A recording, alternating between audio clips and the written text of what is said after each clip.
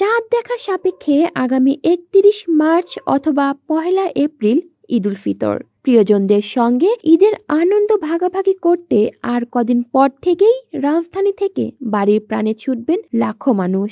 পথের হাজারো ভোগান্তির পরও আবহাওয়া ঠিক থাকলে ঈদ যাত্রা কিছুটা স্বস্তি মেলে। এখন সবার মনে প্রশ্ন, কেমন থাকবে ঈদের আগে ও পরের সময়ের আবহাওয়া?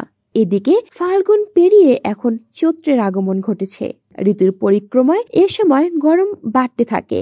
আবহাওয়া অফিসও একই কথা বলেছে। বাংলার এই পুরো মাস জুড়ে রোদের তাপ বাড়তে থাকবে, তবে বজ্রপাত সহ কালবৈশাখী ঝড়ের আশঙ্কাও রয়েছে। যদিও এই ঝড় বেশিক্ষণ স্থায়ী থাকবে না, তবে ঈদ যাত্রায় কিছুটা বিঘ্ন ঘটতে পারে।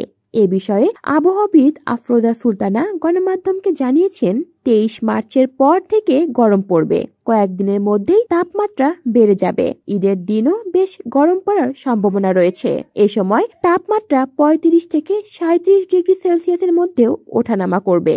আবহাওয়া অধিদপ্তরের মার্চ মাসে দীর্ঘমেয়াদী পূর্বাভাসে বলা হয়েছে, মার্চের শেষের দিকে পশ্চিম ও দক্ষিণ পশ্চিম অঞ্চলের ওপর দিয়ে ১ থেকে ২টি মৃদু বা মাঝারি ধরনের তাপপ্রবাহ বয়ে যেতে পারে। সেই সঙ্গে তাপমাত্রাও বাড়বে। কলি শিকদার, বাংলা নিউজ নেটওয়ার্ক।